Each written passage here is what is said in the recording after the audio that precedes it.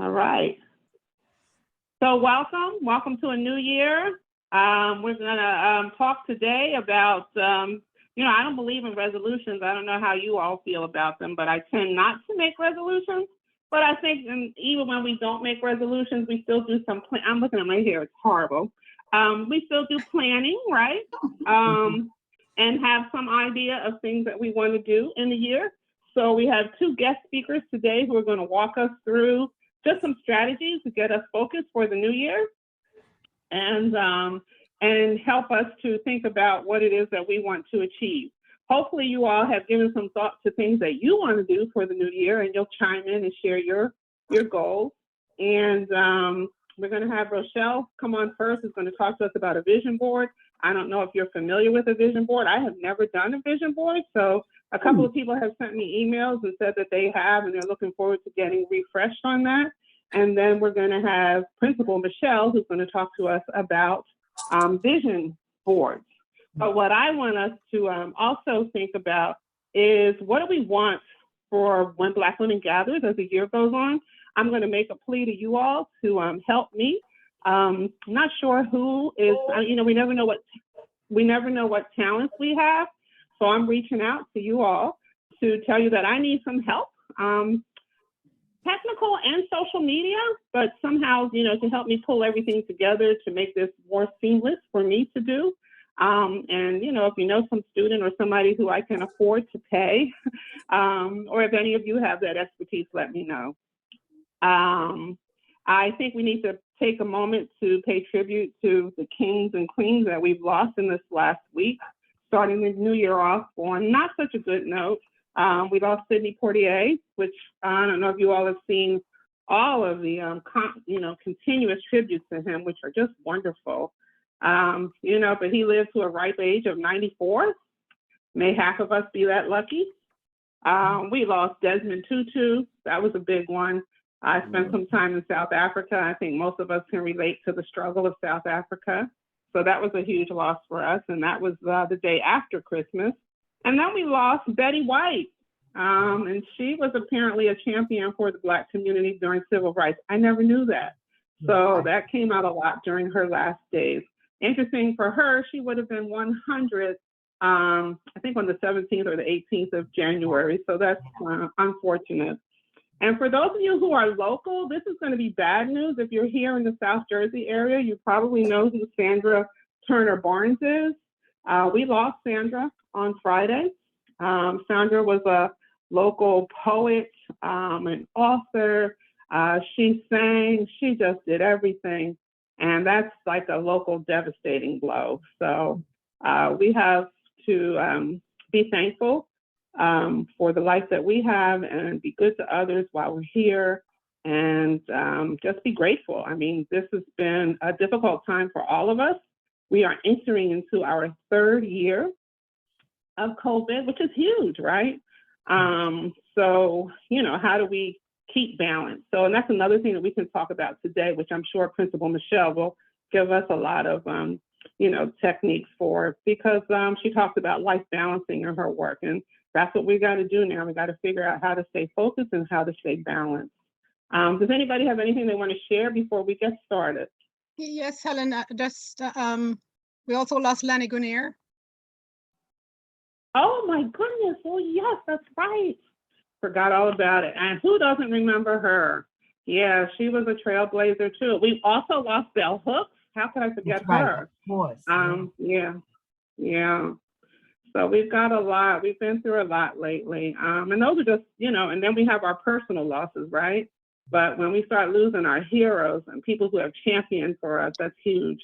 But yeah, so let's just give thanks to the time that we had those people in our lives, and Lord knows they all made an influence. I know for me, I'll say they all had an impact in one way or another on our lives. There's a wonderful email that's videotape that's going around, which I had not seen before, of Sidney Poitier, and he's doing an interview, and he's trying to have a serious interview, and they keep trying to take him to a place of, violence and, problems in the Black community, and he just shuts it down. So if you haven't seen that, actually actually, I'll put the link in the chat. It's really worth watching.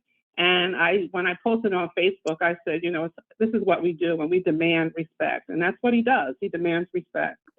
So, and we all have to demand respect. Yes? It's Linda. I'm like in between stuff, but I'll be on in a little while. Just basically, people should remember that it was about 15 to 20 years ago. And remember how old he was.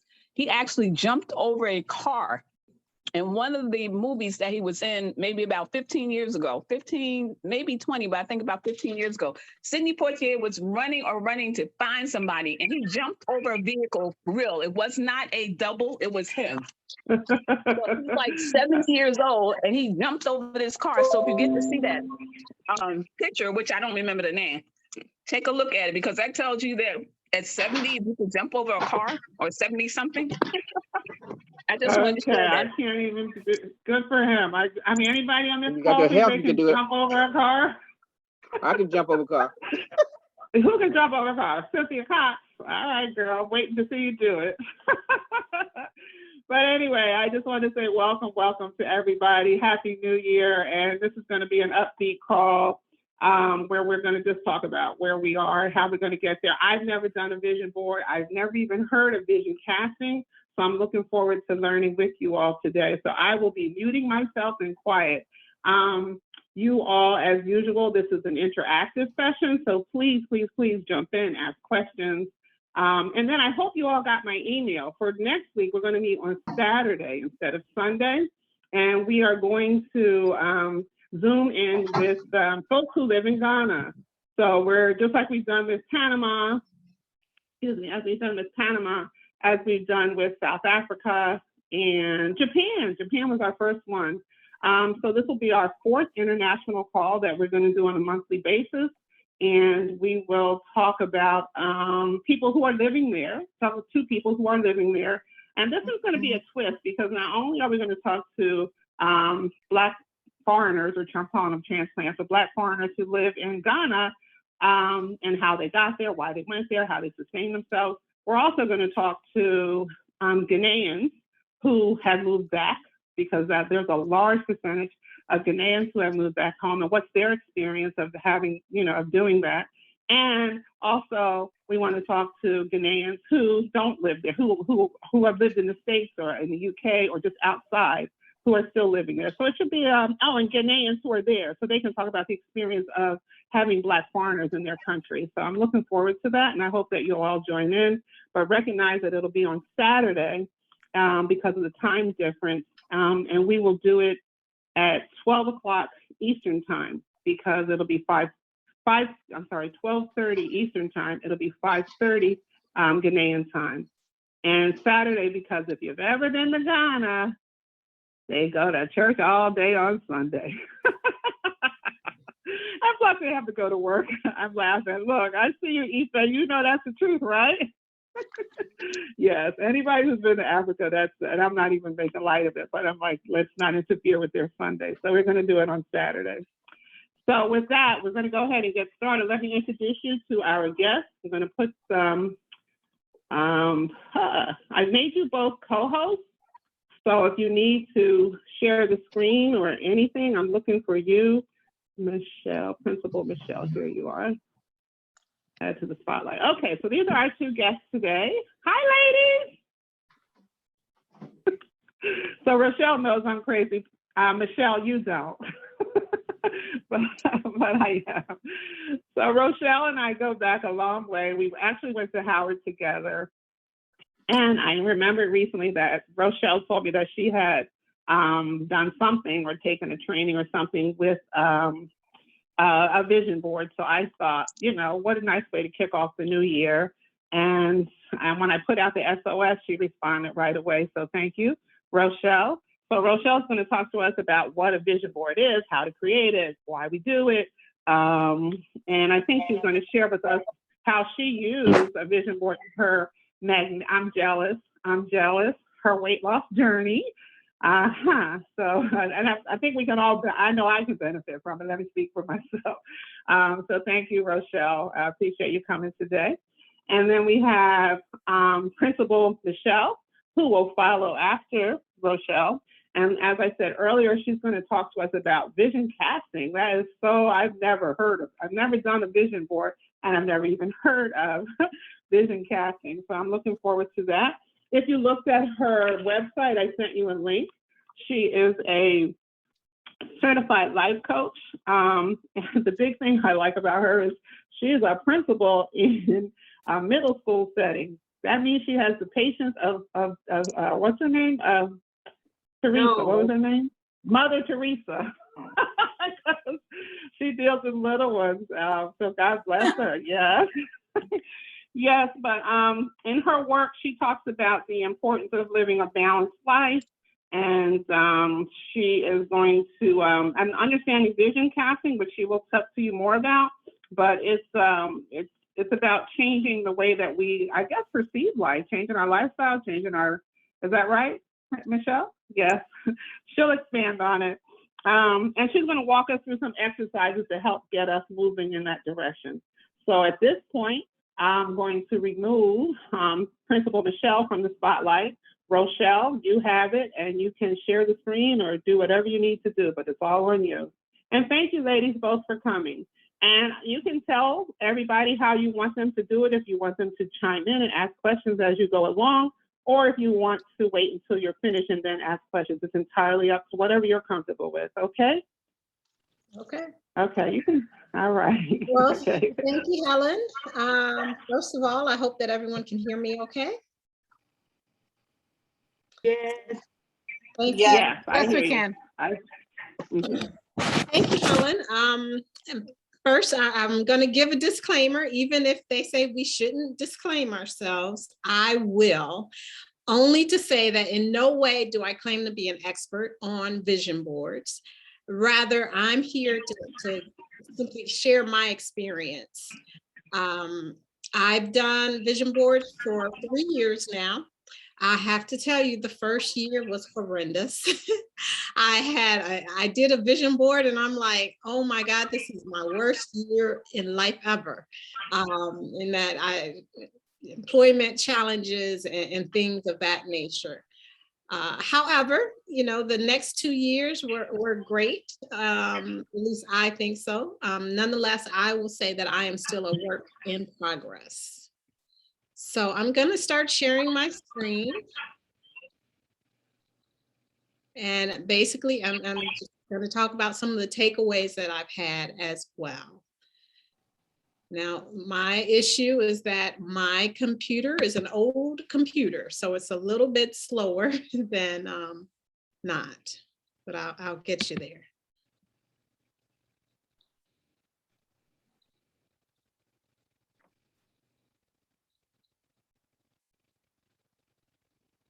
Just a little patience. All righty. What's your why? So first I would say that vision boards begin with your why. What is your purpose for doing this board? You're really looking at I'd say a 1 year time frame, ideally. But as you're creating a vision board, it's really about why do you want to accomplish what you're working on? For me, it's tied to my faith. I believe that it's about what is God's will for my life that I want to implement and see happen in the upcoming year. So for you, it's whatever your spirituality may be that you're considering and pondering in developing your vision board. I will say that I believe was the main difference for why my 2017 vision board did not really come together. I don't think it was aligned with what I needed to be doing or should have been doing. It was more like, oh, this is a nice picture, I want this, or, you know, it wasn't about what should I want or what's the ideal thing for me.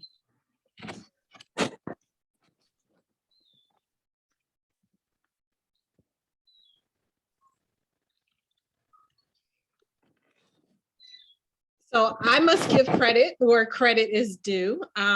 I decided at some point that I wanted to embark on a health journey. And with that, I did seek help, trainer, and his focus was really holistic. It was the physical aspect, the nutritional aspect, and the mental aspect. And so there was a portion of his coaching that included goal setting, not just on the physical health things that you were trying to accomplish, but on other things as well. And so that's where I started with a vision board. So similar, and I'm just sharing with you, how you could find Juan Tony, but every coach is different. So if you choose to go the route of a coach, you find the right one for you. But other people can do it on their own. And one of the things as you look at your vision board and executing it is that you have to find what works for you, number one. And then sometimes you have to get help to meet those goals. You can have all the goals and vision you want, but you might need to get some help. So similarly, on the right side, I'm going to show you the beginning and end of how I started my year, so to speak, and then how I ended my year. And so you will see, yes, there was some accomplishments made.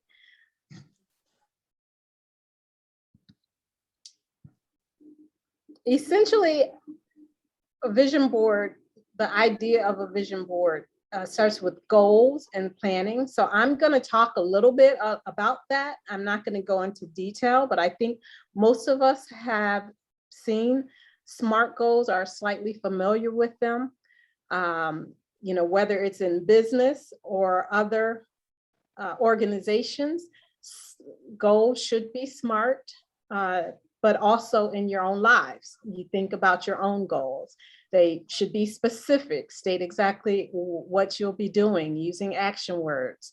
They should be measurable so you can measure success, achievable, something that is feasible for you to accomplish. Challenges are good, but you don't want to make them so difficult that you probably would not attain them. Because at some point you do want to celebrate your wins, even if they're small wins. You want to make them relevant. What makes sense in terms of goals for yourself, your family, what your business, whatever it is that you're planning on. And then time, have a measurement of time when you'll have this accomplished or looking to have it accomplished.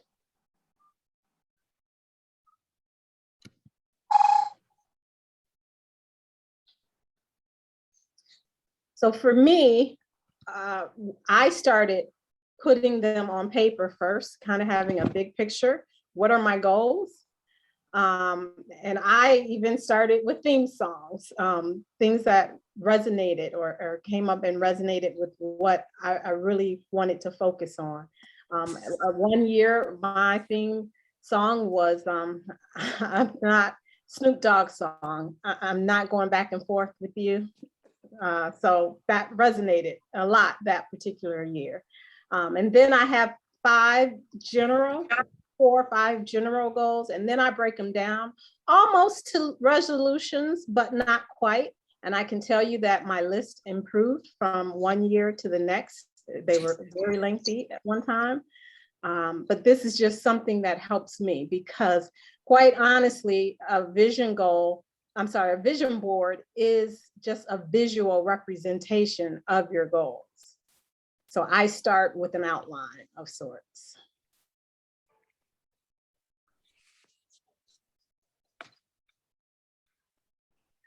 Along with that, putting goals in front of you is the action planning. If my computer will move forward.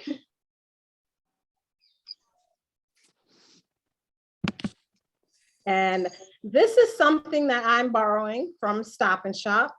For those of you who are in that marketplace, I'll let you know that Stop and Shop has a good 4-week program, 4-week series that is available on Eventbrite, covering health, but also some of these tips about setting up your action plan. So if you look at short and long-term goals, I would start at the top step. You're looking on your vision board, you're looking at what do you want to accomplish in that year. So in this case scenario, cutting out soda, as you see there. But then you want to build on that goal and kind of speak to how you're doing it. So you're going to cut back on soda by having it only at lunch 2 days a week. And then you're breaking it down further to short-term goals, and then the 1 or 2 habits that you will have on a daily basis. Because again, a vision board is taking the visual vision and executing on it. Another way that this was put forth by L'Oreal Lipkins of Women of Vision was, you want to set goals, break them down, review them periodically, create a plan, and then execute daily.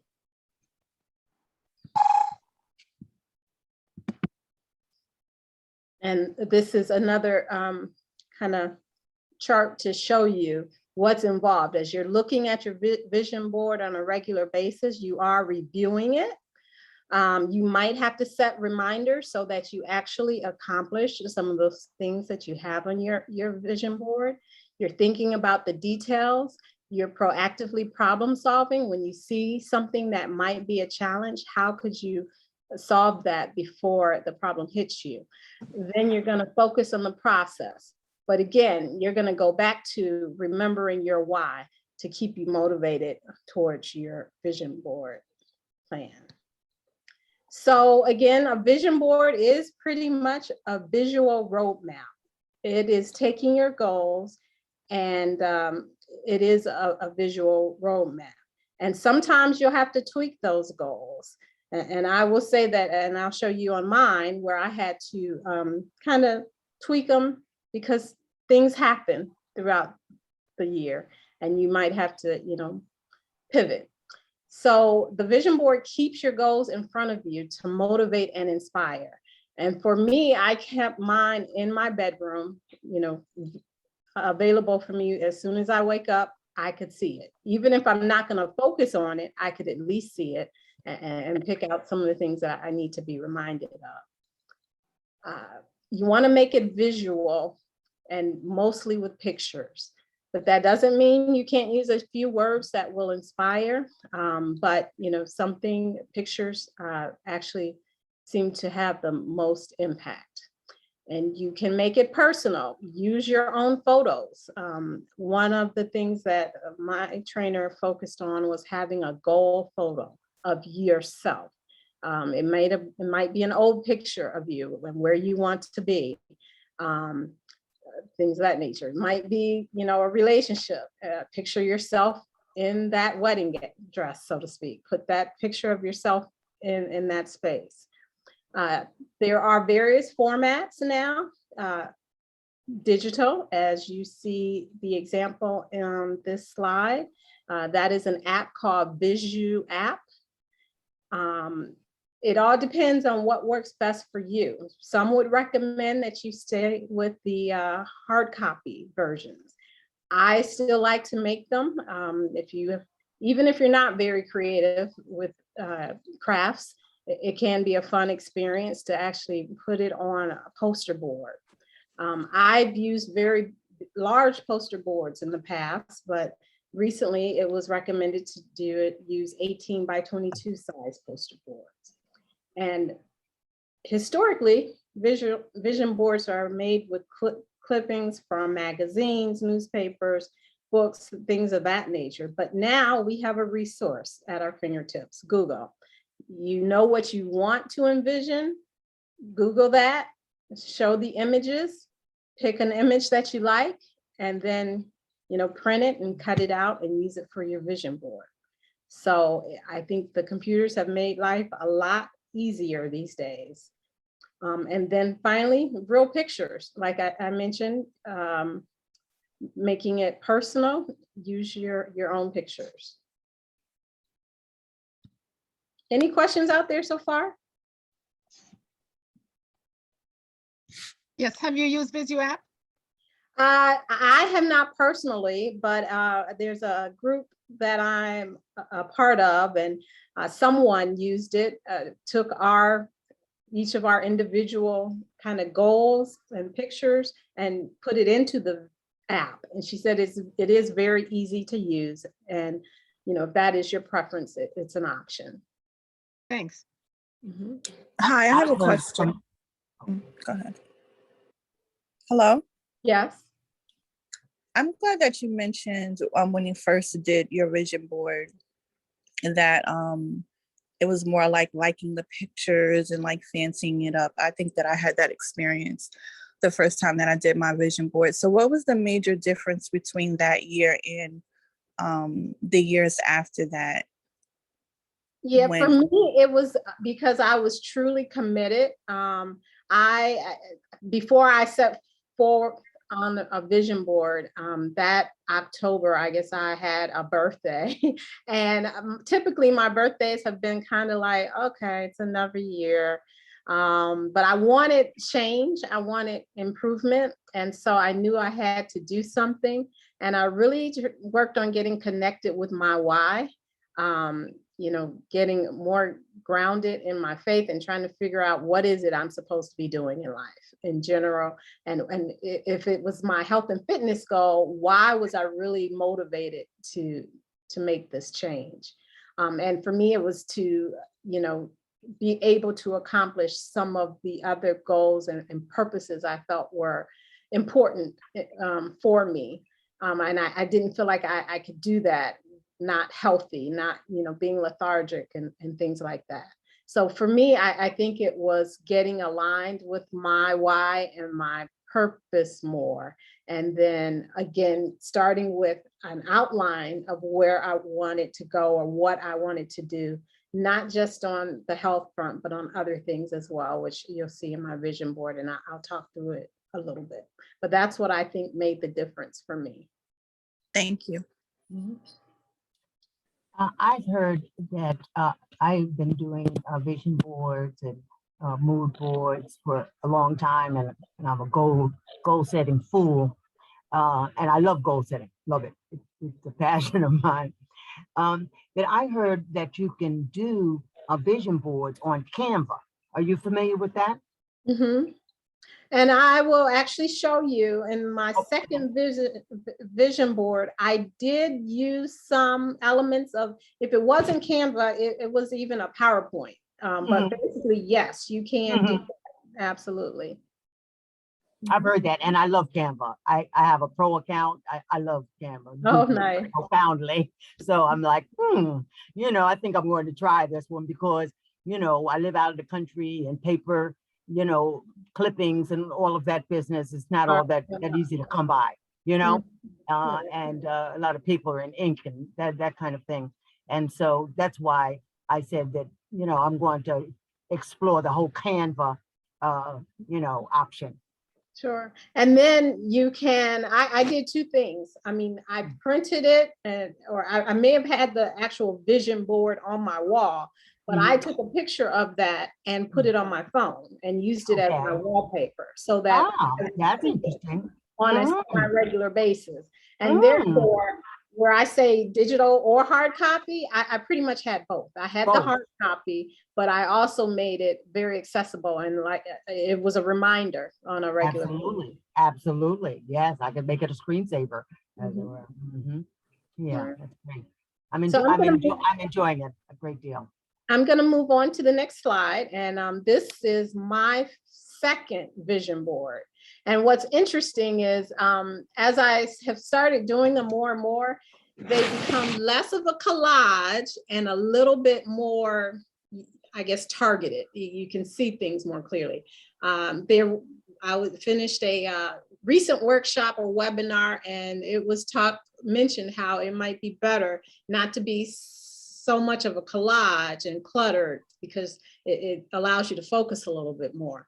But in my case scenario here, yes, I used quite a few words, but they were meaningful words for me. And honestly, I can see where they helped in making my vision become a reality.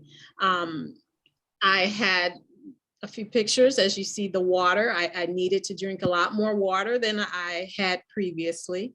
I was truly trying to find balance. I was being healthy, eating right. You'll see that I had some cars on there because I knew my car was going to be kind of going downhill soon.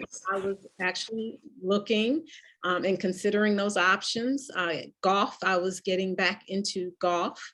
So, you know, I have something on there about relationships and thriving, things of that nature. So that was my second collage. I don't have the one that was a horrendous experience, but this was a good experience for me. That was the year when I did see the weight loss of approximately 60, 65 or so pounds.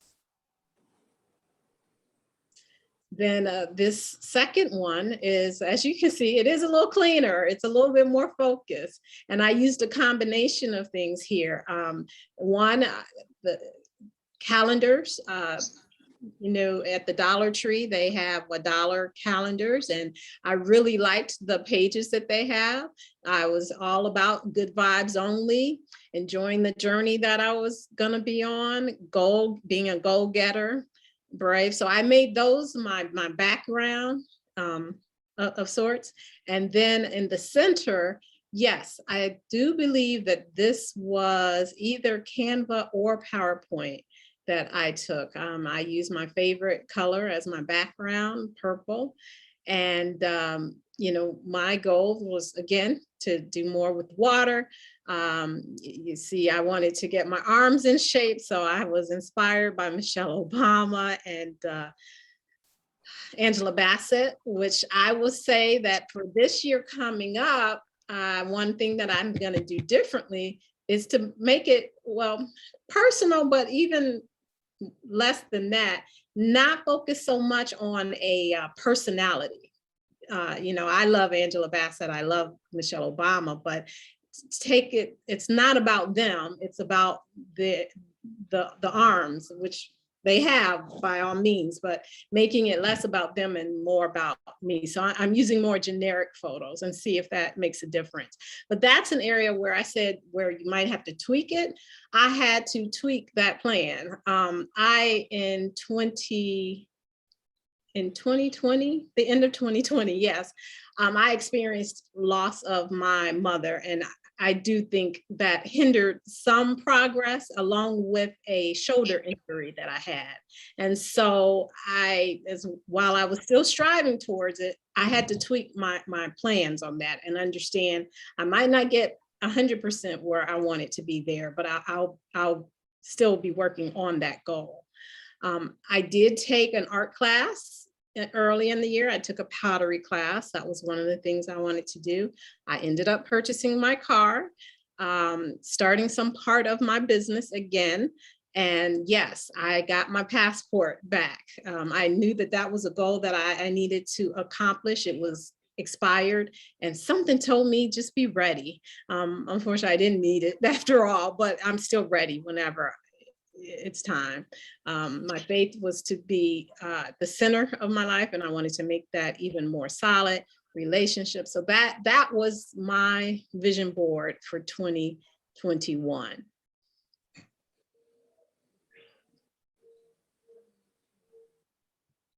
So as mentioned, I recently did a masterclass with a woman with vision. Her name is L'Oreal Lipkins, and it was actually very, very interesting. Sometimes I don't always try to participate in these master classes or you know, these consultants who share information, because it just depends. However, I will say that I got a lot out of her webinar, and ironically, where she suggested moving into a more streamlined approach, I was headed in that direction. I felt like now I needed to really look at it from what I needed to do when in the course of the year.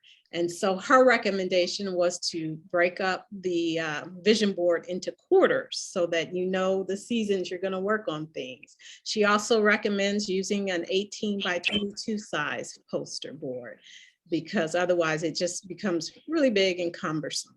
So I'm sharing with you her contact information in case there's interest there. And again, to give credit where credit is due. Some of the points she makes is you want to make it visual, and then you want to visualize that success that you've placed on your vision board. Actually see yourself in it. You know, if you have to close your eyes and just imagine, that's part of manifesting it. But then you want to make it a lifestyle. What you put on your vision board, you know, we talked about the action planning, that needs to become like a lifestyle for you, whatever's on that board. And then you have to master your mindset, because half the battle in accomplishing your goals is, you know, really in your mind. And we talked about planning. So that is what I wanted to share with you. Any questions?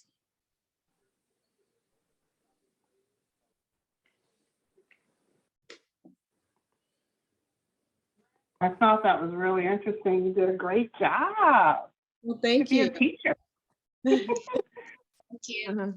Anybody have any questions? Rochelle, thank you. I have a Yeah. question.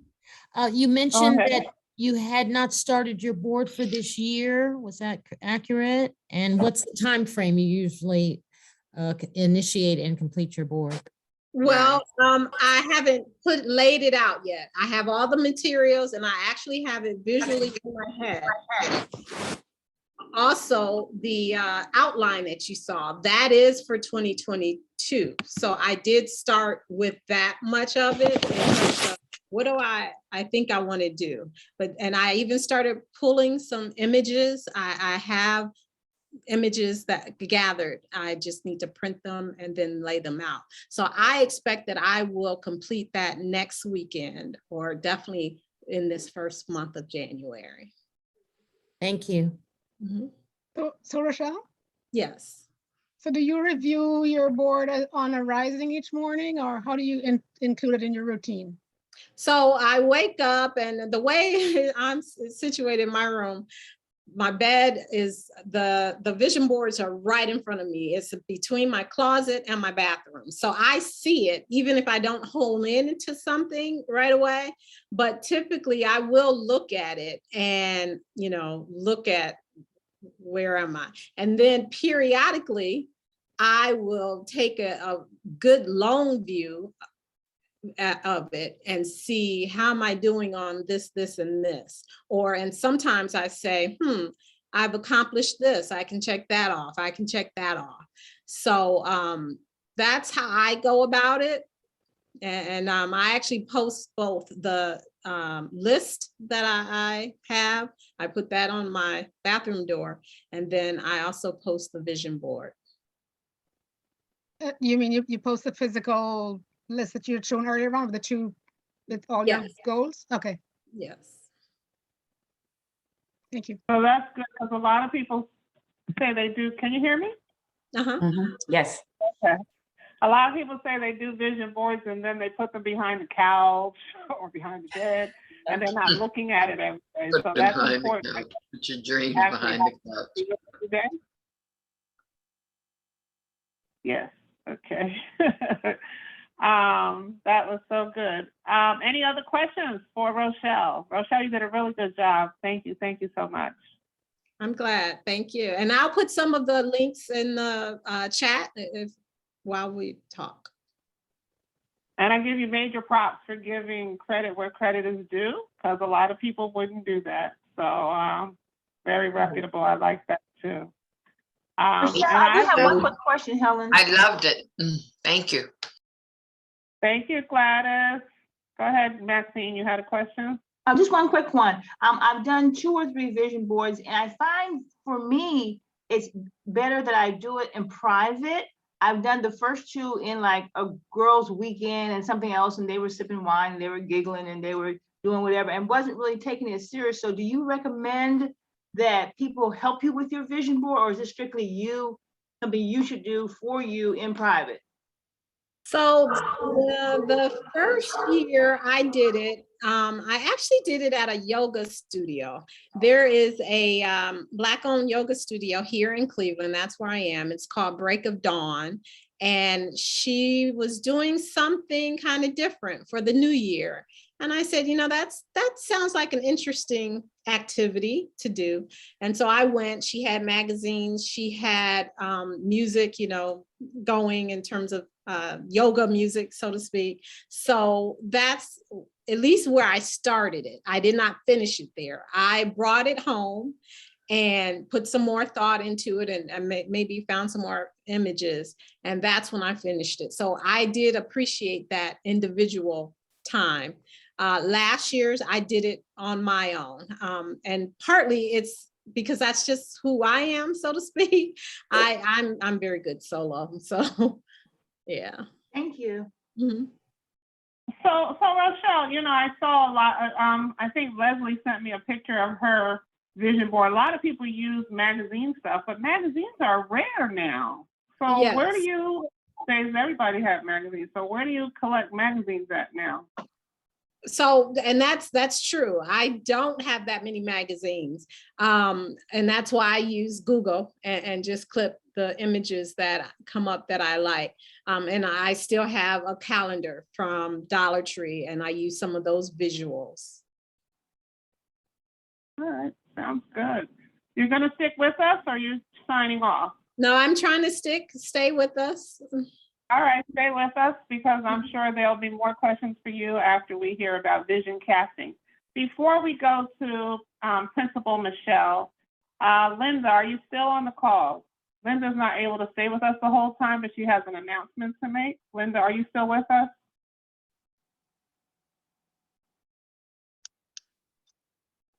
Okay, she's not, darn it.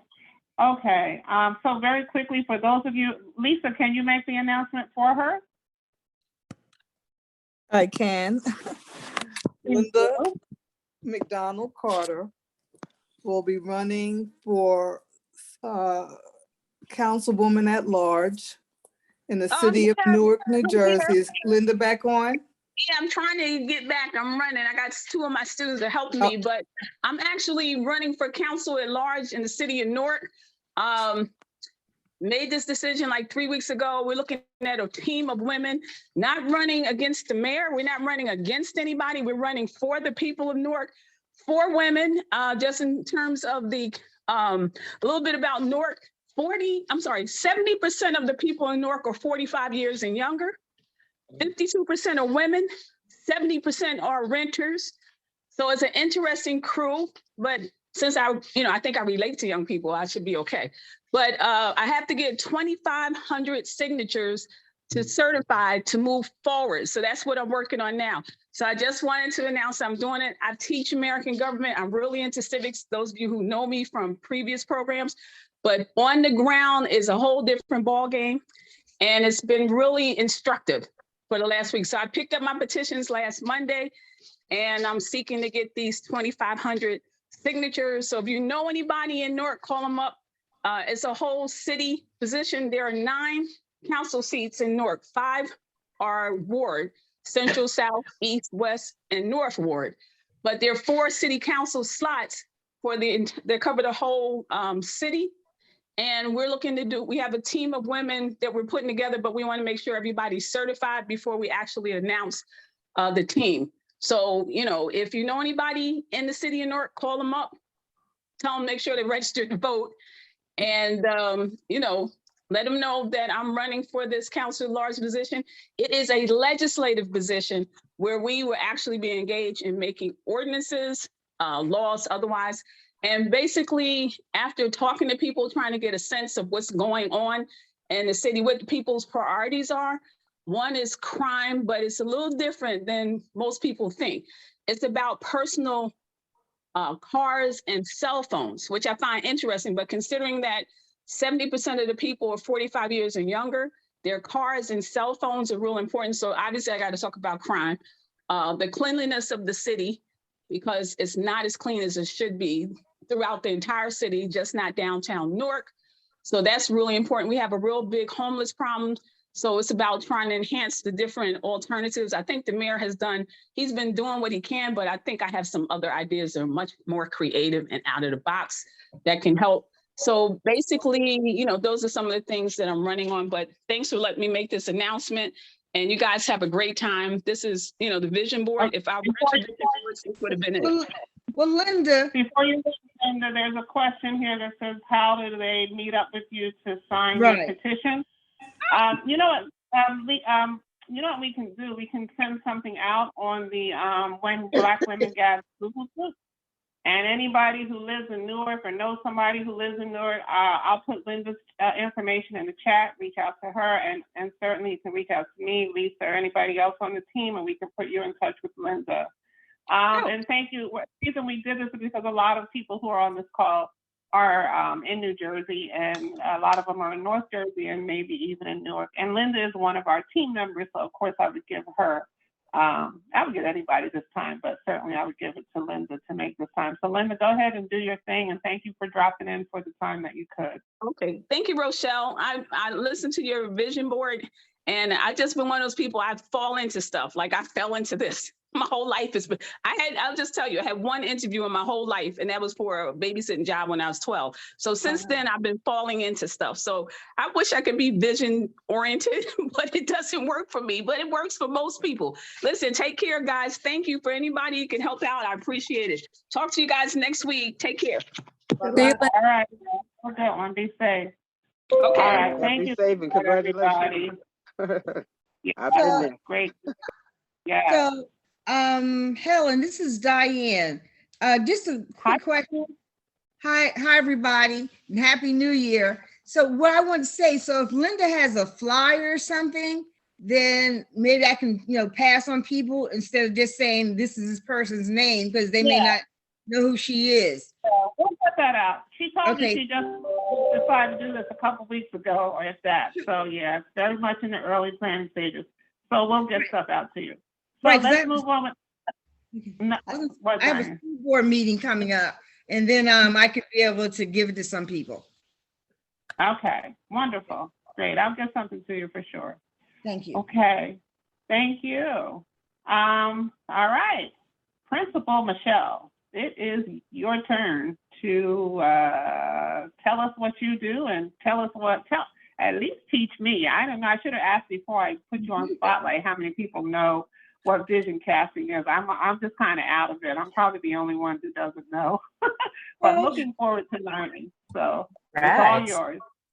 Thank you. Let's get this party started. First of all, I am so grateful that Rochelle came on first to really give you a foundation or a base of what vision casting is, because that's exactly what she has been doing and doing successfully in her life with her weight loss journey and everything else that she's been doing. First of all, can you hear me well? Yes. Yeah. All right. Excellent. Excellent. So at first, when I spoke with Helen and I told her my title, I'm like, I don't want to compete with Rochelle because I know what she's starting with is focused and intentional. And she's had a few years working with vision boards. So I'm going to temper what I say in these first couple of slides just a little bit. But on this, I said that my title is No More Resolutions and Vision Boards. Now, that's not a slight to vision boards and resolutions, but I'll give you the context here shortly. All right, so just a little bit about me. My given name is Michelle Harmon Malone. I'm a lifelong educator, veteran of the United States Air Force, a certified Christian life coach, celebrated teacher and leader, and the author of the forthcoming bestseller, The Parenting Playbook. What I want to share with you today are our outcomes. And so in other words, what you're going to come out of this time together with me with. You will have made a decision about what change you want to see in 2022. So this goes very nicely with what Rochelle prefaced our time together with. You're going to know the effects of this change and what effects this change will have on you and your family. And then finally, the third thing you're going to have is a draft roadmap for manifesting the change you want to see. And I noticed that Rochelle used the word roadmap. She did a fantastic job, by the way, so I thank you for that, Rochelle. I'd like to share something with you in the chat if you're able to multitask and watch the presentation and listen and look at this next little piece. I want to give you a free gift, and it is a workbook to complement the session that we have here today. It'll help you to vision cast on your own. It'll help you to walk through the vision board process. So all you do is click on that link, and that should help you out. You can use it now, you can use it later. If you have to get off early, you still have access to that. So if you're on your phone, just click on it, and you can go back to it anytime you like. So it's just a handy dandy workbook. All right, so 3 things. That's what I hope you will gain from my time with you today, and you're welcome. All right, let's go, let's party. Okay. All right, so no more resolutions. Number 1, resolutions are a good start. Let me just start by saying that. It's a great way of setting intentions, but oftentimes you will see every year, whether if you're on social media, especially Twitter, Instagram, even TikTok, you'll see hashtags like New Year, New Me, or New Year, New You. And oftentimes people say those things because they want to do something different. They have good intentions, but they don't have the follow-up to go with it, like a plan all worked out for them. What's the number 1 resolution you think people make every year? Feel free to jump in the chat with it. You can unmic and tell me. Weight. Probably Lose lose weight. Okay, let's see. Let's get it in the chat since I see a few of you are in there. Losing weight. Yep. All right. If any of you made resolutions this year, what did you make as your resolution? Go ahead and put that in the chat as well. Oh, save money. That's a good one. Lose weight, weight loss, weight loss, weight loss. Grow your business. Pray that the Lord multiplies that business. Work out more. Okay. Purge the house, grow relationships, daily Bible reading. There we go. Save money. Yes, buy a townhome. Okay. All right. So a lot of good things. Wow. Look at all that. Not make any resolutions. All right, Donna Marie, I like that. I like that a lot. Get closer to God. Amen. Retire early. Wow. Become a better Christian. Fantastic. You're in the right place. Buy a truck, save more. Well, all right. I pray that you get them both. All right. So losing weight is by far the number 1 thing. Number 2, I think, is getting closer to God. If we were to do a poll on the front end, you would have noticed that weight loss was well over 50%. And then building relationships, getting closer to God would have been a close number 2. Let me tell you one reason why resolutions do not work. First of all, we oftentimes lose steam early in January, and we just can't follow up because we have good intentions, but we don't have anything backing up those intentions, right? I have ready, set, go there in parentheses because I have a really good friend back home. I'm from Louisiana, and she's a teacher. And the day summer starts for her, she always starts a workout regimen or a diet of some kind. Now, Vicki and I have been friends for over 30 years, and she's been teaching almost 30 years. She's ready to retire. And every single summer, she gets bored and she's like, I'm gonna lose weight. I guarantee you I'm gonna lose weight. And she says, ready, set, go. That's her hashtag. And it has kind of become a joke because every year she does it. She starts off really strong. She gets up to 5 miles walking every day in the hot Texas sun. But then she fizzles out. That drive is gone because mainly there was nothing, no follow-up. There was no backbone. There was no why, right? So she loses steam. Another reason why resolutions don't always work is because we lack confidence. We have a good intention, we've set that intention, but we don't really have confidence that this is the year that this resolution is going to manifest, right? Another reason, your mind isn't made up. It is important if you're making a lifestyle change that you have a made up mind. And sometimes we just don't have that.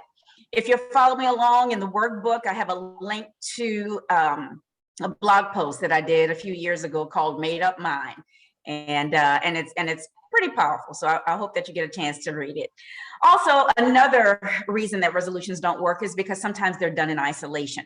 We do these things privately. We don't want anybody to know. And we're thinking that one day we're just going to step out and we'll be 70 pounds lighter. And people are going to say, girl, how'd you lose all that weight? And she's like, well, I just stuck to it and I did this and I did that. We can't do anything significant in isolation. We were built for community. We are the body of Christ. We're not just a heart or an appendix or a spleen. You know, all parts of the body are valuable. And so we need people, we need community. We were built for relationship, right? And then finally, if they worked, we might not have to make them every single year. Okay.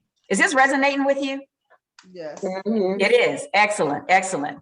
All right, let's keep going. Number 2, vision boards are a great tool. I love them. I even have my most recent vision board. A lot of color, and I'll share it with you in a little bit on a slide. A lot of color to it. You can't see it that well, but it's there. A lot of color, big words, pictures from magazines. I save magazines because I was a teacher for almost 18 years. And so I still have old magazines, new magazines, and a few other subscriptions. So I always have those. And I do a vision board whenever I need a vision board. If I feel like I'm stuck, I will pull out my vision because I'm a vision caster. I pull out my vision. I'm like, okay, what do I need as a visual to kind of spark some interest in what I'm doing right now and give me a little bump or a little nudge. Again, vision boards are a great tool if you have a plan for them, like Rochelle explained. Rochelle had a plan and she stuck to it. Not everybody does that. So vision boards are good for setting your intention. New year, new me, same thing. You either go to a vision board party excited and prepped and motivated, but sometimes things just fizzle out. Some of the reasons why they don't work is because people will go to a vision board party, make it an event and not a lifestyle. So as Rochelle shared, and I'm stealing some of your material, Rochelle. Thank you for that, for warming them up. But sometimes ladies get together and they see it as an opportunity to just hang out. So we're going to craft and we're going to sip on wine. And when we're done with the project, oftentimes you don't even finish the project during the vision board party. You put it behind the couch or under the couch, or you don't know what to do with it. And so nothing happens, right? Another reason vision boards don't work, even though they're a great tool and have lots of potential, some people can't see beyond the board, meaning the vision. They focus on crafting rather than action, making steps. And sometimes they don't have a vision for what's on the doggone board.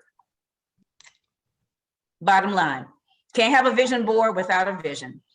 And that's where many of us get lost, okay? Because we don't have a vision. And scripture even says, those without a vision will perish. The people without a vision will perish. And sometimes it's our vision or our plan or our dreams that actually perish or die. All right, so here we go. Here's a copy of the vision board that I just shared with you. I took a picture of mine so you could get a visual of what I created probably about, maybe 6 months ago. I was sitting down on the floor. I pulled out some old magazines. I love Oprah's magazine because it's so colorful. And we can do this. I'm sorry. Was that a question? Oh, someone was unmuted. All right. So I just pulled out some images of things that I want to see manifested. Not just in the new year. If you can see at the very top, it says vision, and there's a 55 there. That's kind of cut off. So I've given myself a 3-year vision on these things in particular. One thing, if you see the little woman in pink, I plan to be on stages this year. I am a storyteller. I enjoy coaching. I enjoy talking about things that move families and women in particular forward for the kingdom, all for the kingdom of God. I've decided that I want to surround myself with God's best for me. And that means girlfriends who I see as iron. Iron sharpens iron. So I want to get sharper with time. So I have that down at the bottom. I have Oprah there. I plan to sit on Oprah's couch one day and we're just going to talk it up. And I don't know if that's going to be on her show or that's just one of my goals. And that is something that I believe I will see manifested. Another thing, discover. I want to discover what's out there. So you see it takes up, that word discover takes up most of the vision board, because I want to discover some things. I want to emerge from any training, master class or church or my prayer closet or whatever. And I want to occupy, I want to take up some new territory, right? So some other things, I want to write. I'm already a writer. I want to speak. I want to continue teaching like I'm doing tonight.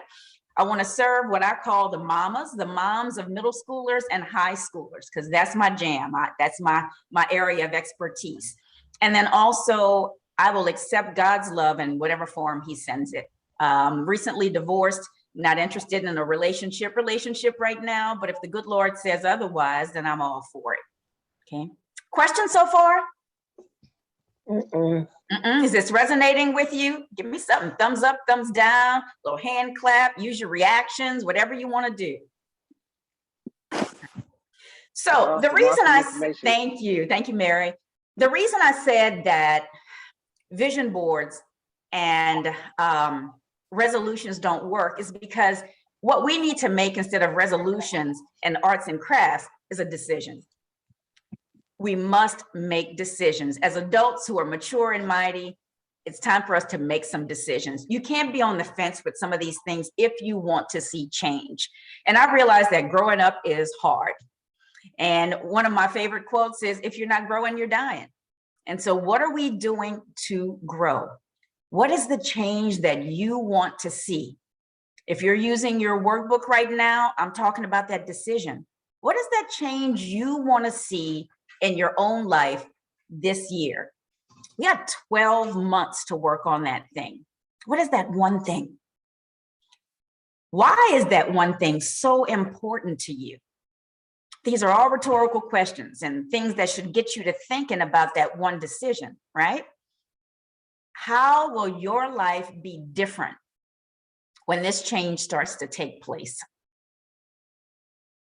Okay. Will it affect others? If so, who else will be a benefactor of this change that you make in your life? If you're just taking notes, jot some of those things down. If you want to see this later, just take a picture of it, take a snapshot of it, and you can look at it later and actually drill down into this decision-making process, right? Why is now the time to make this change? What's causing you so much pain that I have to do it now? Is it, I can't fit into my clothes anymore? I just keep getting bigger and bigger. I don't know what to do. I don't feel confident. Why is now? And I put that in red because obviously you're here and the good Lord sent you here for a reason. You needed to hear this message, these messages. Why is now the time to make this change? And I want you to think about by March of 2022. So that's just 3 months. How will your life be different based on this decision that you're planning to make? Okay. If you have those answers already, you can put those in the chat too. By June, so that's halfway through the year, we're going quarterly. How will your life and the life of others be different as a result of you making this decision? What about by September? I bet you will have had a birthday by then, many of us. How will your life be different in September as a result of you making this decision?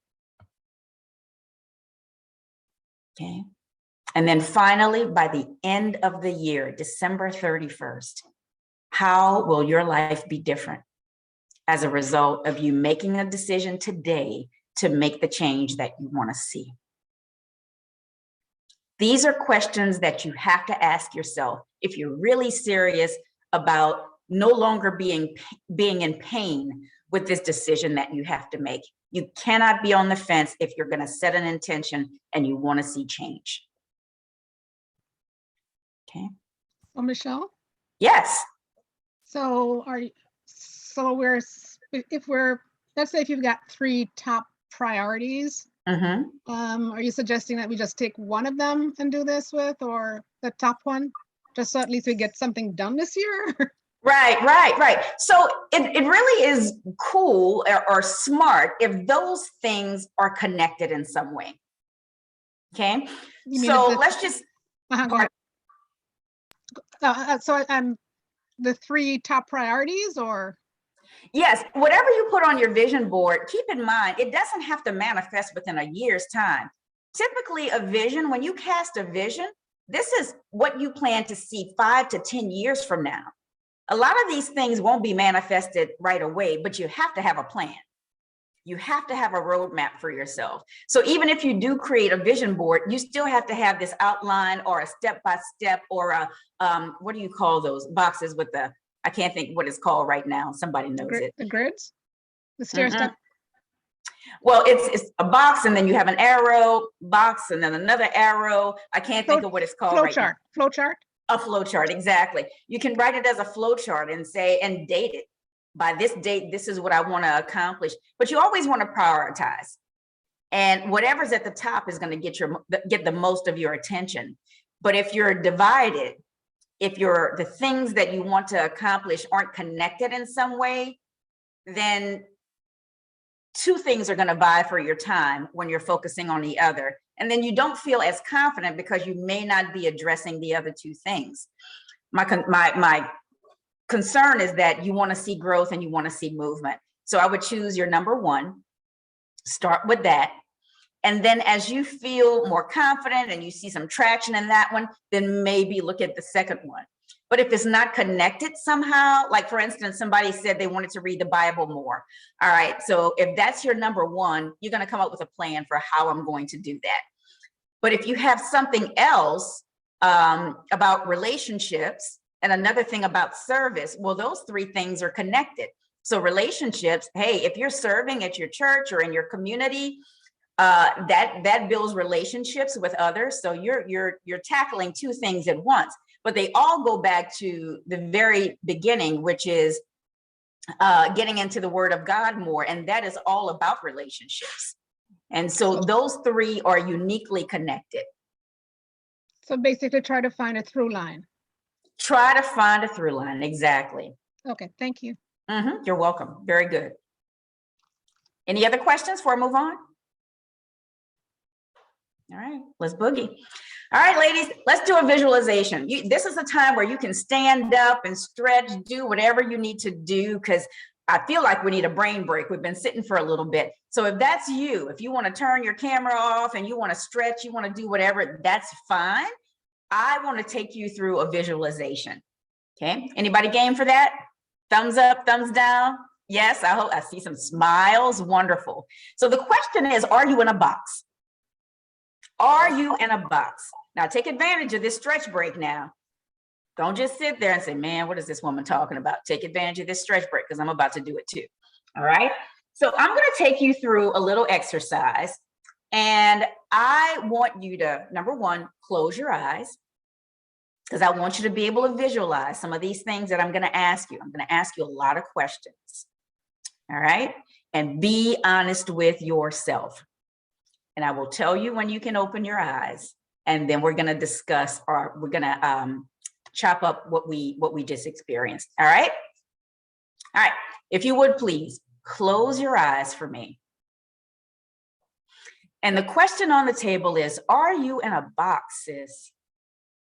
Are you in a box? Some of you might be thinking, you can't put me in a box. Some of you might be thinking, no, I'm unboxable. You can't put me in a box. You may remember that show, that movie where they put baby in the corner. It's like, nobody puts baby in a corner. Well, nobody puts you in a box, right? Well, let's find out. This might seem random to you too, because I'm mentioning a box, and the visual has all these boxes, but keep your eyes closed. I see a couple of you with one eye open. Keep it closed, because I want you to be able to visualize this. Jacqueline, I caught you. All right, here we go. Put your pencil down. If you have a pencil or a pen in your hand, I just want you at ease. If you're standing, wonderful. This is even better. I need you to count your yeses. All right, so if you respond in the affirmative, like a yes, I want you to use your fingers to count. All right, that's it. You don't have to see your fingers to count to lift them up. All right, let's go. First thing, are you a woman? Are you a Black woman? Are you a mother? A Christ follower? College educated? That could mean in college now, that's college educated. Committed a crime? Served time? You're a dreamer?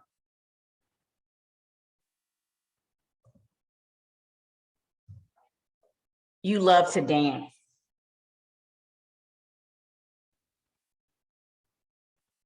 You've seen What's Love Got to Do with It? You're optimistic. You're a realist. You're divorced. You pledged a sorority. You love washing clothes.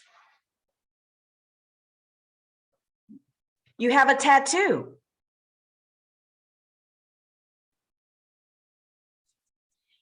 You have an iPhone. You have a puppy. You speak more than one language. Okay, I want you to open your eyes. And in the chat, I want to see how many of those fingers, I know we got more than, we just got 10, but if you were able to keep count, what number did you come up with? What number did you come up with? What am I seeing in the chat? Ooh, 12, 7, 14. Write that number down. 11, 8.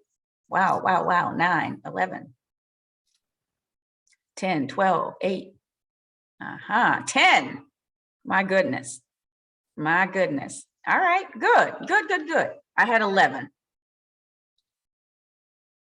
And we could have done this 12. Wow, 9. We had several 12s.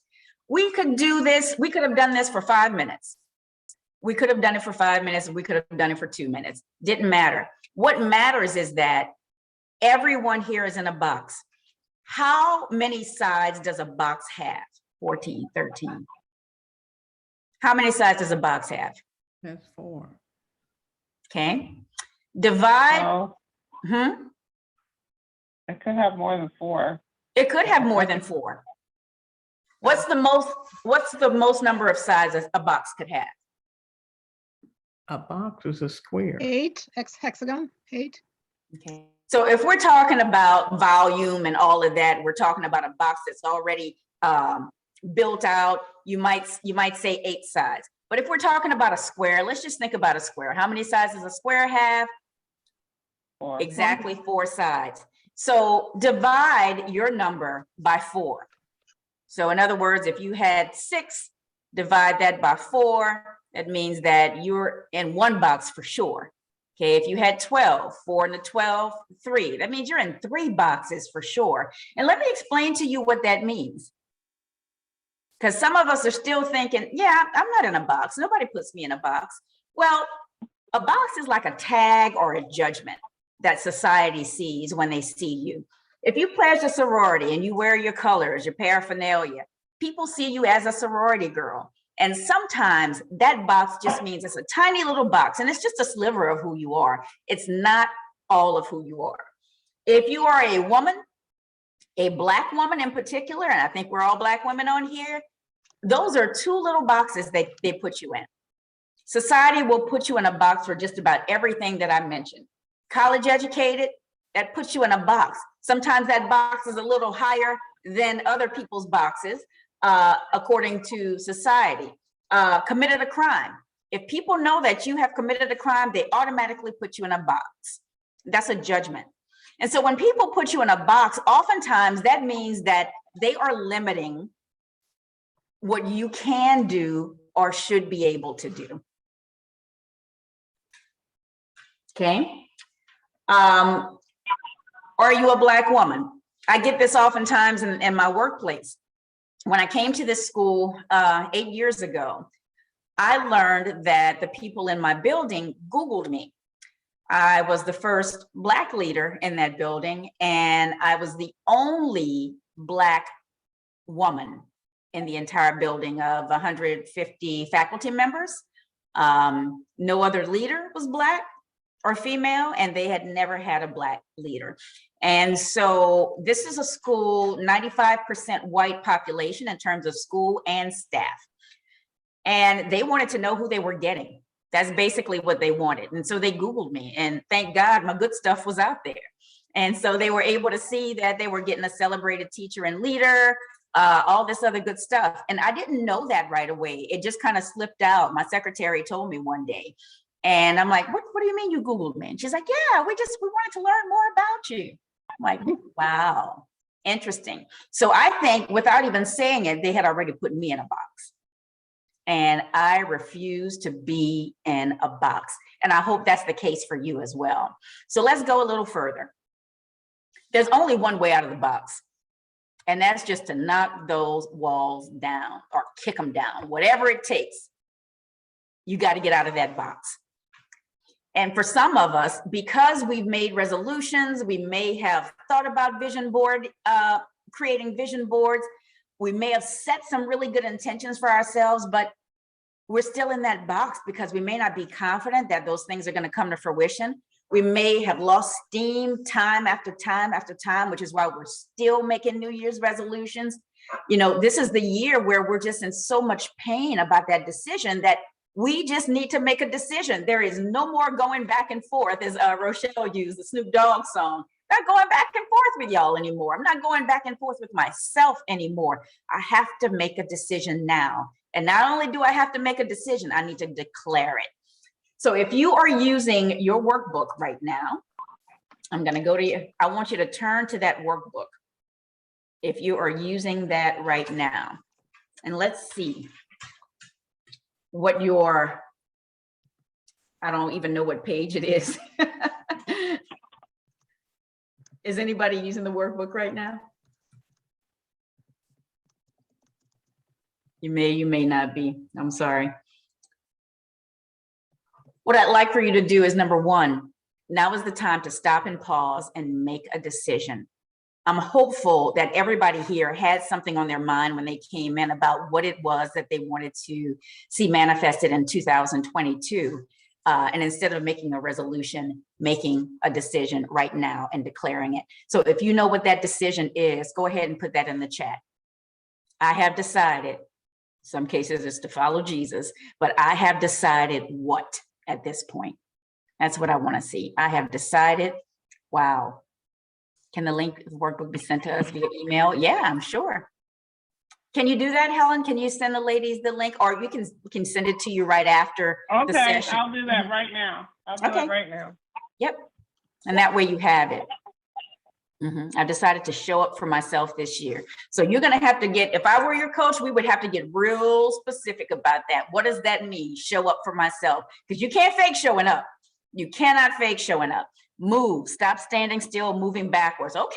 I would challenge you to tell me, move how? Move what? Move your body, move your mind. What are you planning to move? I have decided to work on the gifts God has given me. Be more specific. Which gifts in particular? Are you a writer? Are you an empath? Are you a teacher? Are you a leader? Let's work on whatever it is. I have decided to finish second. I missed that. Change jobs. All right. Buy a tractor trailer. Oh my God. I pray that there's a business attached to that. I decided to voice my dreams instead of hiding them. All right. So let's see it in here. What's your dreams? So what a coach like me does is I get right in your face and I'm a thought partner with you, but I move you. You say you're going to do it. Let's get it done. Let's build a blueprint. I've decided to be intentional about relationships and set goals for the life after retirement. You can start that right now. You can start that today. Amen. That's wonderful. So you make a declaration. I've decided, okay, oh, wow. I want to travel as much as possible. I want to get organized. I want to get my finances under control. So I see a few of those are connected. If you want to travel as much as possible, you have to have your finances in order, right? So yeah, that's a plan. Wonderful. The second thing I want you to do after you make that decision, see, many of you have already made the decision, use pray to stay more present. Is that prayer? I've decided to plan my singing career, moving to the next level to tour the world. All right. Plan your singing career. I hope you have a song. I hope you have it ready to go. Because when that call comes, you're going to be able to sing. Awesome. You guys need to hire somebody. Let me know. Mary's wonderful. Awesome. Awesome. Awesome. That's beautiful. All right, let's keep going. Let's keep going. So once you make that decision and you declare it, meaning you have to put it out there. You can't just keep it in the, you know, in the cavity of your heart and say, yeah, it's going to manifest. You have to put it out there. If you're one of those social media folks and you want to declare it on TikTok, you want to do a video on Facebook or a live or something like that, that's an easy way to get accountability. It's not the best way, but it is it's an easy way to do it, right? Put it out there. Exactly. SMART goals. That's coming. It's coming. All right. So the next thing you want to do is identify your accountability partners. I always tell folks who work with me, number one, choose exactly 4. That way, if one person falls off, you still got 3, right? Choose somebody who's going to pray for you, pray with you, pray for you, can jump on a call with you and usher in the presence of the Lord. All right. Write that book, sis. Write that book. I have a book coach who would, oh my God, she would love to work with you. And she's amazing. Her name is Yvonne. Send me a text message if you're interested, by the way. All right. So number 1, somebody who will pray for you. Number 2, you need a hype woman. Everybody needs a hype woman. Okay, it's just like the person who comes on stage to warm up the first act before, you know, the main show comes on or the main act comes on. You got to have a hype woman. You also need an encourager, right? But you also need a truth teller. I have all of those and more in my life. So whenever I'm ready to, and I talk to them and they're like, girl, go for it. Do your thing. Yes, Tina, Yvonne is the best. I talked with her today. And actually, I want to connect her with this group. All right, so you've made a decision. You have your 4 accountability partners. Well, then I want you to call them.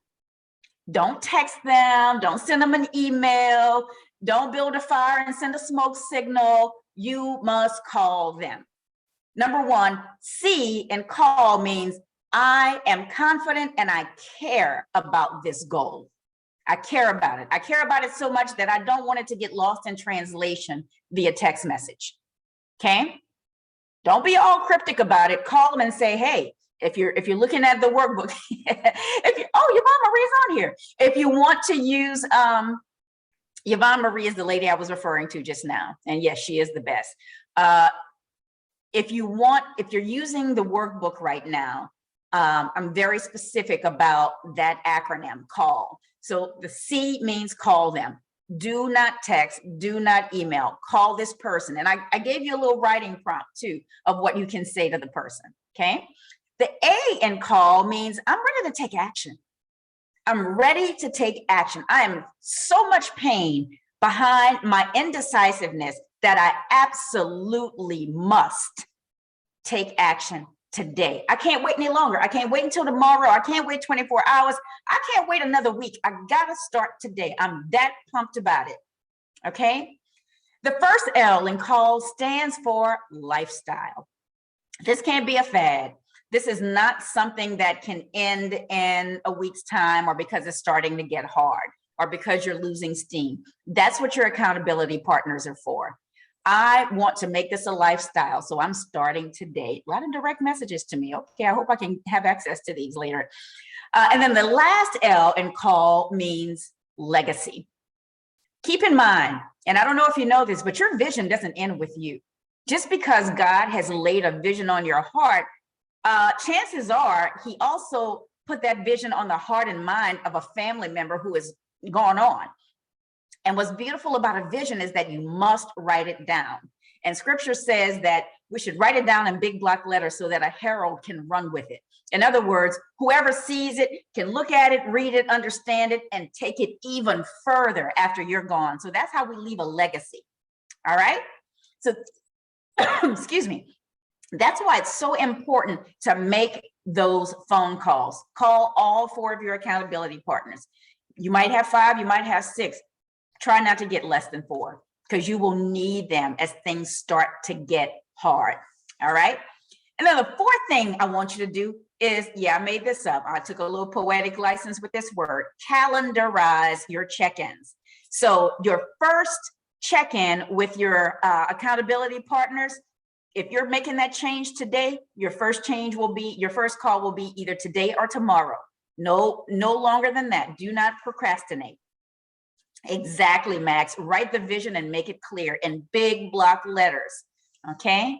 So you're going to calendarize. If you use Outlook or Google or whatever kind of calendar you use, you make sure you set a meeting invitation, a recurring meeting invitation, and you for the same day, like today is the 9th. So for January 9th, February 9th, March 9th, so on and so forth. And you include your accountability partners. I'm getting tired, so I'm slurring. I promise you, I'm only drinking water. But that way, it's on their calendars, it's on your calendar. You will get a reminder, and do not get out of it. You must keep those appointments. All right. Take a snapshot of that if you want to keep it. If you don't have the workbook or you just want to hold on to those 4 points, because I got 3 more. All right. And then here's the rest of it. Want to know about virtual writing, healing, and change? Y'all sharing other things right now. The next step would be to walk it out. The other way to walk out these goals is to, number 1, start with a SMART goal. Rochelle alluded to that earlier. It's specific. You know, somebody said, I want to start working on my singing career. Well, I want you to be even more specific. By the end of the year, I will have already done 6 gigs. And exactly. And so the M stands for measurable. Okay, 6 gigs, that's measurable. You know when you've gotten to 6. Okay, 5 is not 6, 3 is not 6, 6 is 6, right? A, achievable. Is this something that you can attain or achieve? Okay.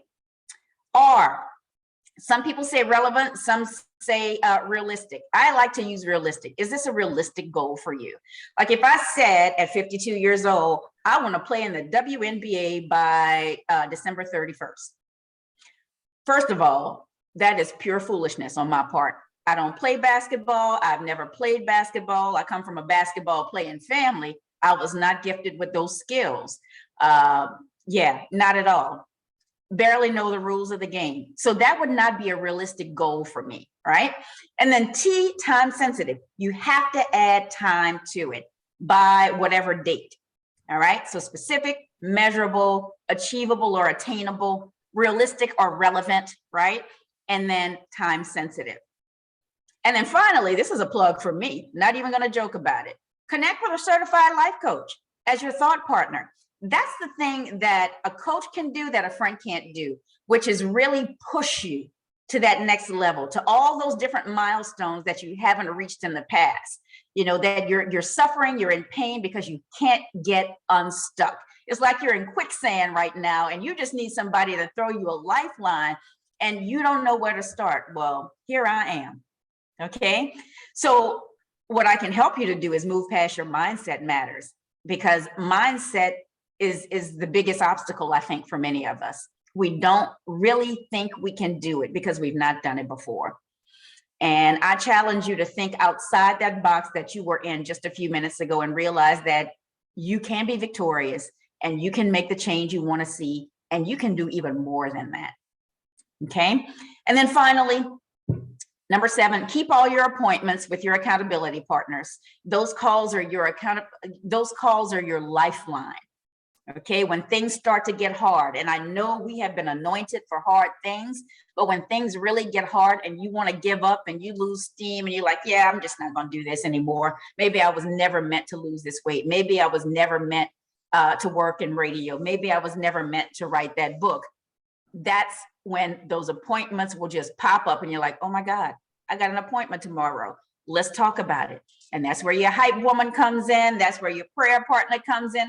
That's where your truth teller comes in. And that's where your encourager comes in. Okay. And then last but not least, always celebrate your wins, especially the first one. So for Rochelle, when she lost the first 5 pounds, I guarantee you she was excited about it. She stepped on the scale and she's like, oh my God. When I wrote my first blog post in 2015, it was the end of the year. It was November 2015. And all I had at that point was, I want to write books for the kingdom of God at some point. But before I can write those books, because I know I'm a gifted writer, gift of God, of course, I have to put my stuff out there and see if it even resonates with people. So if you go to the principalmichelle.com website and click on blogs, you will see that I've been writing since 2015, all sorts of topics, all framed around principles, like my name, from the Bible. That's where the name came from. Okay.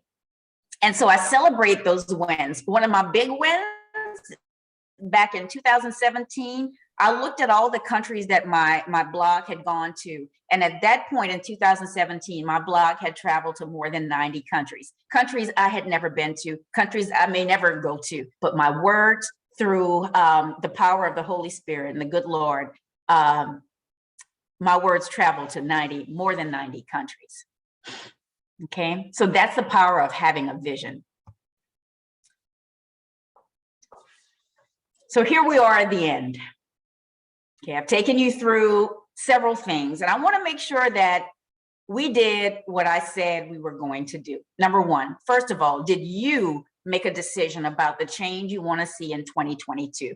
I saw a lot of things in the chat. Give me a yes or a thumbs up or a something in the chat. Okay, yes, I've made a decision. Nope, I have not made a decision. I should see a whole lot of yeses.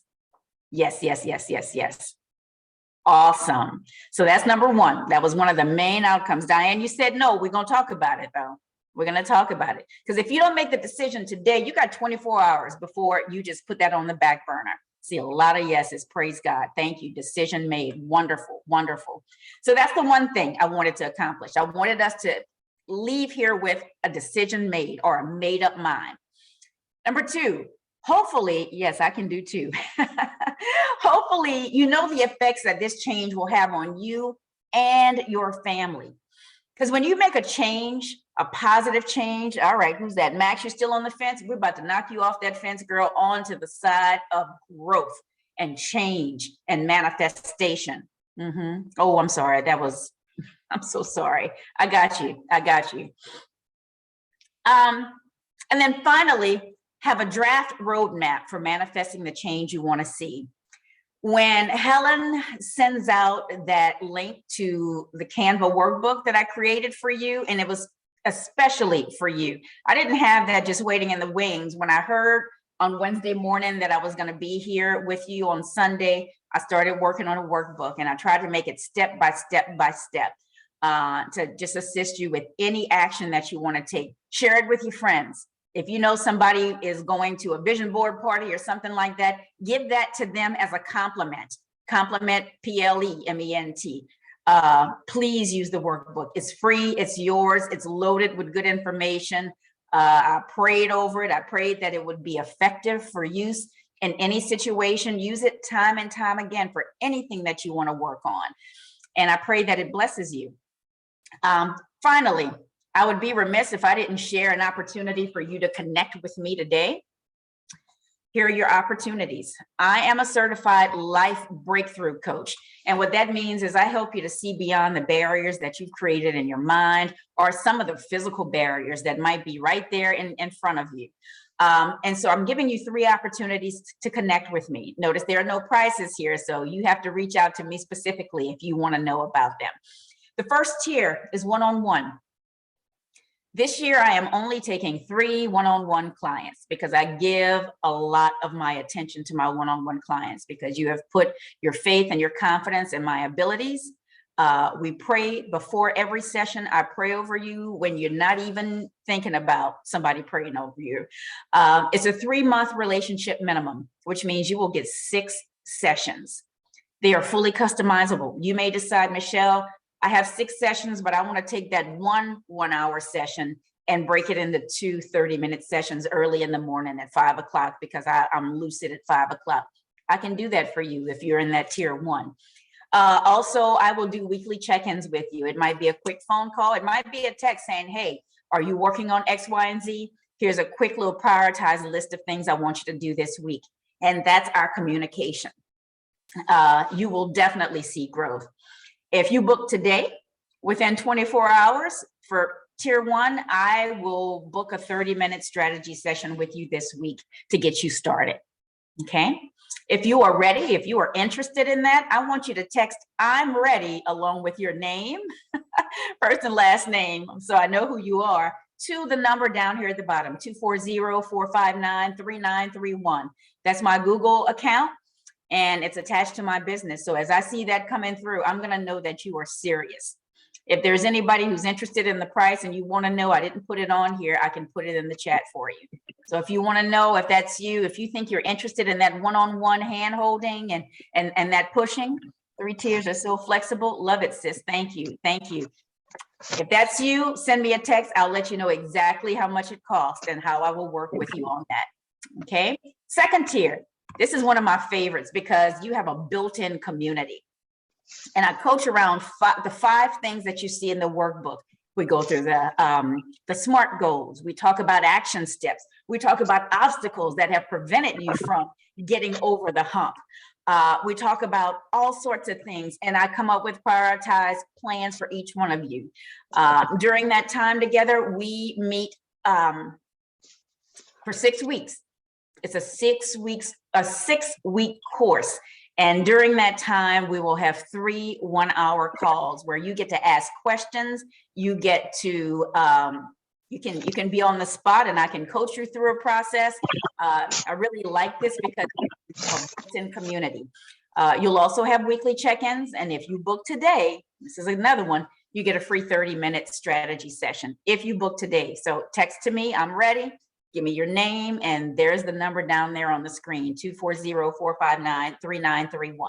And then finally, the 3rd tier, people do this typically when they are working on a major project and they can't see the forest, they can't see the trees for the forest. It's too big. It's a big picture, but they need it chopped up and broken down into steps. I remember doing a strategy session with someone about her book and outlining and all that. And we did a 75-minute session. And when she left, she had a 47-step plan, and we had dates attached to it. And we had little subheadings under each one of those. So she knew exactly what to do on every given day. And so it was really just a little checklist, little check boxes. And so what I also do with that is a pre-assessment. I send you a form and I ask you for the things that you want to talk about so that I'm prepared on my end. And then when you're done with that, you have a customized roadmap. Basically what I just shared, like this one lady had 47 steps. Yours might be 147 steps. Yours might be 10 steps, but it will be thorough and it's guaranteed movement. So that's it. I thank you for your time. I pray that you learned more about vision casting. You learned more about the step-by-step process and why it's so important to not only be intentional, but to be purposeful with a plan.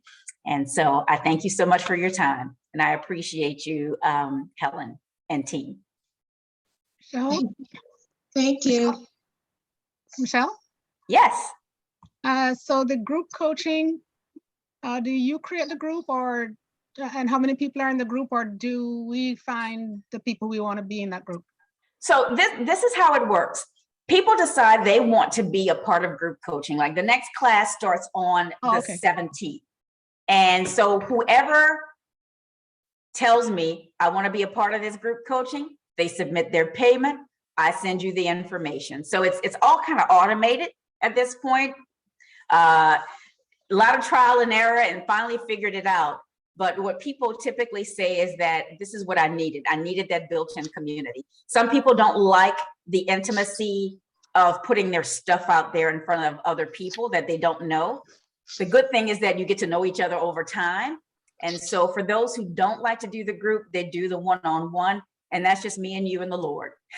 So, and then of course the strategy session is the same thing, typically attached to a project that you're working on and want to, oh, that's beautiful, and want to accomplish within a specific amount of time. Could be 3 months, 6 months, whatever. So you just need some focus. So I guess I'm trying to determine, are we thinking like 10 people or 4 people in the group? Or does I like smaller groups, so no more than 10.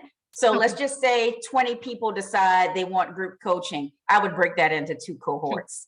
Okay, thank you. You're welcome. Because you want your time. I don't want you to spend an hour on a phone call with me and, you know, 4 people who like to talk are doing all the talking and then you don't get your questions answered. That's not cool and it's not beneficial to you. Thanks. Any other questions? Yep, got a couple of texts coming through. Thank you. Oh, you need the number again. I'm so sorry. Let me take a screenshot of this, please. Use your camera, take a picture, and that way I'll keep this available for at least 24 hours. You can make a decision about what you want to do, what you don't want to do. But I think most of us want to see some movement and some change and some transformation in the new year.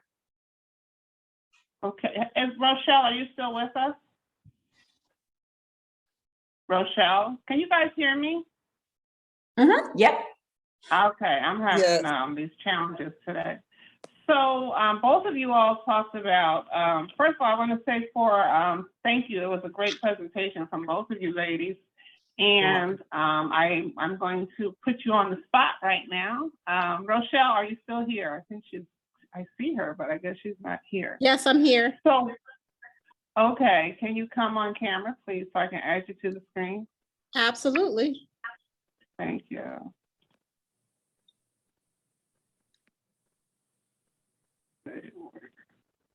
Okay. I'm here. All right. So thank you, both of you ladies. You did a fantastic job. Can we give them a virtual hug, everybody? So thank you. But both of you talked about quarterly objectives and accountability. And I am going to ask if we can count on you coming back in 3 months or 6 months to just yes. Sure. Oh my God. Thank you. I was going to ask you. I was going to ask if I could come back in 3 months, 6 months, 9 months, and then the end of the year. So we could do some celebrating. Because for me, accountability is a big thing. I was telling Michelle that I'm working with a friend and we're trying to put together an app to put out for accountability. There's something about making ourselves putting ourselves out on Front Street. We're more committed when other people are peering in. Somehow we're more, and that's crazy, right? That we are more willing to be engaged and follow through on our commitments when we put them on Front Street. So I want us to do some more of that. Hopefully some of you all will sign up with Principal Michelle. And for those of you who maybe don't have that, I don't know what the cost is or what have you, we can certainly do some small circles here amongst ourselves. One of the things that I noticed when you all were putting stuff in the chat is we have so many different aspirations here and so much talent in this circle. And we need to, we can do it amongst ourselves to keep ourselves accountable. And so that was my big ask of you two. So I appreciate you. I'm holding you out to it. Yes. So as SY would say, if she were here, and she may be here, hold on to a date. So shall we? Today is what, the second? Is this the second Sunday in the month? So I don't know what the second Sunday. It is. It is. Yes. So what would be the second Sunday in March? Would be March 6th. I don't know if you're thinking that far. Wouldn't it be April? The 13th. Would it be April? Because you want to do the 3 months first, right? 3 months would be March, wouldn't it? January, Well, February. you'd only have 2 months worth of work done in early March. So the month, so what I heard Michelle say was March, June, September, and December. Is that what I heard? You did. Okay. And that's fine. That's fine. You know, if we had this session at the end of December, then, you know, that's quarterly, but we still can stick to those dates. And that way you have them on your calendar, and it'll be great to see how much progress you've made in just those 2 and some change months. Right. So is everybody good for that? So let me ask you two ladies, and if your calendar, you know, I don't know if you know your calendar now, but can we just, so can we just, I see she's ready. Rochelle, does that work for you? Yeah, I'm putting it March on my 6th? calendar now. All right, so we'll go for the second Sunday for March. Should we go out or just plan in June? I mean, plan in March for June, or just go throughout the year? Hello. Oh, I'm sorry. Someone in the chat asked me to share again. So I'm saying, Michael, do we just want to say this? Do we just want to say tentatively we'll go for the second Sunday of each of those months, unless there's something. I mean, I don't even know the second Sunday in June. I don't even know what that is. It's my birthday. No. Yeah. So we'll just tentatively say for the second Sunday of each of those months, we'll have you ladies back. If there's a problem and we need to reschedule, then we have plenty of time to do that. But for right now, we're set for March. okay. Yes. Yes. Okay. Same time? Good. Oh yeah, it's always Sunday at 4 o'clock, unless we're doing our international thing. That's the only time we change. Does anybody have any more questions of either of Rochelle or Michelle? That was really informative in so many respects. I learned a lot. I don't know. I don't know if I can do a vision board. You but could. I need to try. You could. Set that intention and boom, keep that visual, and do like Rochelle did. Make sure it's visible. Visual. The vision board is visual. Is visible, not tucked away in a drawer, or, you know, in your craft room. Yeah.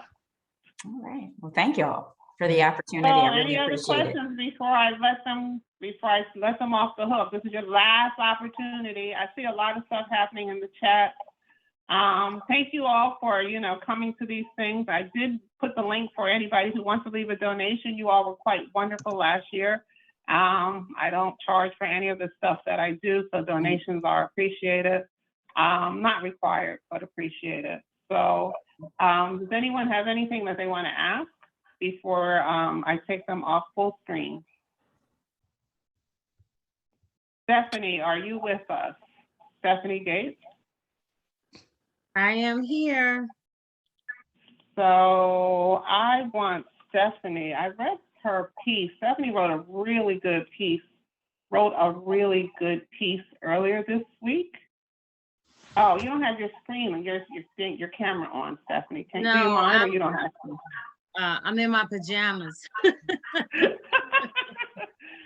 So we're just going to be quiet. I want her to read to us this piece that she wrote, and then we'll come back and talk about it and close out the program. So the floor is yours, Stephanie.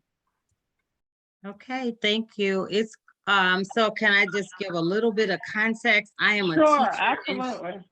I am a teacher in Chicago, and if you've been watching the news, you know that we are locked in a battle with our mayor about allowing us to work remotely. And so this is really just about, it doesn't necessarily apply to teaching, but it's been very difficult teaching during the pandemic. And so this was something that I wrote and posted, and Helen reached out to me. It's called Death by Drowning on Dry Land. Drowning is a type of suffocation induced by the submersion or immersion of the mouth and nose in liquid. When I was old enough to realize that everyone was going to die, I wanted to die by drowning. It seemed like the easiest and most peaceful way to go. I didn't want to die a horrific death, so drowning seemed like a logical choice. when we're young and figuring things out, we think about all kinds of crazy things like I did. Death by drowning. I know that we're all going to die, but I don't think about how anymore. The idea of drowning keeps coming back to me, and not as a peaceful way to die, especially for the faint of heart like me, but as a terrible way to live. Every day I feel like I'm drowning, like I'm treading, just to keep my head above the water. And treading is tiring, but I keep reminding myself to keep moving my legs. Don't stop treading because I'll slip under and slip away. Every day I fight to keep my head above the water. Every day I fight not to be carried away or pulled under by the current or currents of the day. Every day for 7 or 8 hours, I feel like I'm drowning. Every day, Monday through Friday, I can feel my heart beating in my ears. On the weekend, I can finally flip over on my back, breathe freely, deeply, but I can't get out of the water completely because I know if I get out, I'm not getting back in. So I climb up on the dock, catch my breath, soak in the rays of things that bring me joy. I rest and relax until I take the plunge again on Monday. Every Friday, I exhale a sigh of release only to inhale a gulp of anxiety on Monday. This is what it feels like to be a teacher in the 3rd year of the pandemic. This is not sustainable. This is death by drowning on dry land. So, can you all show her some love? I just, that piece said a lot to me. I think it's fitting for what we're talking about today. Even though Stephanie is a school teacher, I heard so many things in that. I heard that we cannot keep living for the weekend. I heard that we're in the middle of a pandemic and we're getting tired, but we got to keep treading. And in terms of us deciding for ourselves what our futures are. One of the things that I think we learned in the pandemic has taught us to decide what is the value of our life and what are the conditions that we want to accept in our lives. And I think when we're looking at our vision, when we're looking at our future, all of that has to be taken into account. So when we hear about the big resignation, to me, that's what's happening. People had time off away from the gig, and they were like, I can do other things. And I think what Rochelle and Michelle have shared with us today is that we need to go inside ourselves and figure out what fulfills us. So that if it's your job that you love, then do it to the fullest. But if it's not something that you love doing, it's time for all of us to start, looking at our skill set and how we can transfer that. So does that make sense to everybody? Does that go in with your theme, ladies? Yes. You're just shaking your head. Okay. Yeah, I love that poem. I think so. Because I think when you talk about being stuck, Michelle, you talked about people being stuck, and we're drowning on dry land. And when she talked about the part where she said something about you can't, she's drowning and living. I forget what the mind was, but we're living and drowning, and for some of us, and we've got to, map it out. It's not going to change for us overnight. It's not going to change automatically. We got to do the work. And I think what today's session was about us learning to do the work and deciding what is the work for us. So again, I thank both of you ladies for coming. Stephanie, thank you for sharing that. And we talk about networking, like we are a network of Black women. We had, I think I saw as many as like 109 women on this call today, which is very typical, Michelle. So, come again.